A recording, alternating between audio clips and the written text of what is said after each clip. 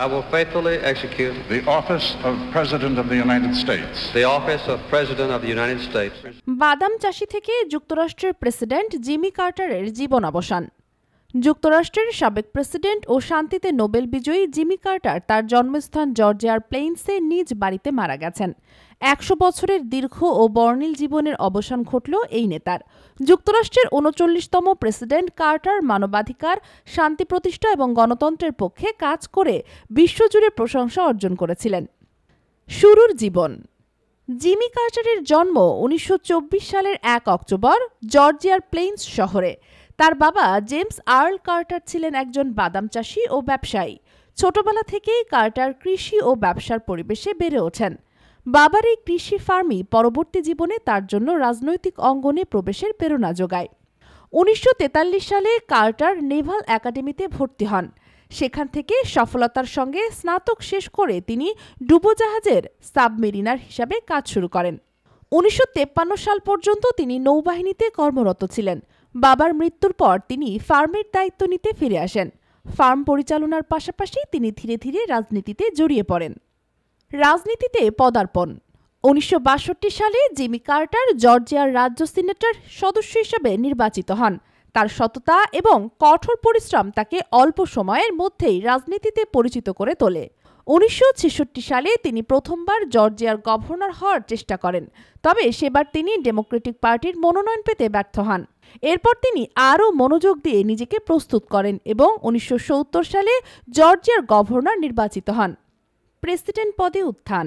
Governor পদে সফলতার পর ১৯৭৬ সালে কার্টার ডেমোক্রেটিক পার্টির মনোনয়ন নিয়ে প্রেসিডেন্ট নির্বাচনে অংশগ্রহণ করেন। সেই সময় যুক্তরাষ্ট্রের নানা সংকটের মধ্য দিয়ে যাচ্ছিল। সততা এবং নতুন নেতৃত্বের প্রতিশ্রুতি দিয়ে তিনি সাধারণ জনগণের মন জয় করেন।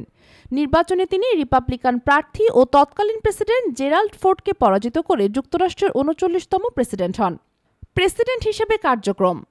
কার্টার প্রেসিডেন্ট হিসেবে শান্তি প্রতিষ্ঠা এবং মানবাধিকারের পক্ষে কাজ করে আন্তর্জাতিক অঙ্গনে বেশ প্রশংসিত হন। তার সবচেয়ে উল্লেখযোগ্য কূটনৈতিক সাফল্য ছিল ১৯৭৮ সালে ক্যাম্প ডেভিড চুক্তি, যা ইসরায়েল ও মিশরের মধ্যে দীর্ঘদিনের শত্রুতার অবসান ঘটায়। তার শাসনামলে তেল সংকট, অর্থনৈতিক মন্দা এবং ইরানের বিপ্লবের মতো জটিল ইস্যু মোকাবেলা করতে হয়। যদিও এই সমস্যাগুলো তার জনপ্রিয়তার প্রভাব ফেলে, তিনি নীতি এবং মানবিকতার প্রশ্নে আপোস করেননি। পরবর্তী জীবন ও অবদান। প্রেসিডেন্টের দায়িত্ব ছাড়ার পর জিমি কার্টার মানবাধিকার এবং শান্তি প্রতিষ্ঠায় তার জীবনের অধিকাংশ সময় উৎসর্গ করেন।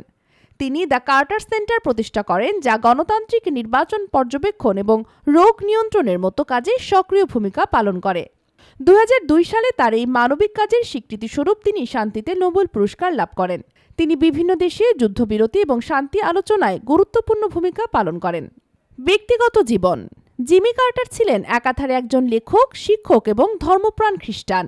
তিনি ১৯৪৬ সালে রোজালিন স্মিথ কার্টারের সঙ্গে বিবাহ বন্ধনে আবদ্ধ হন।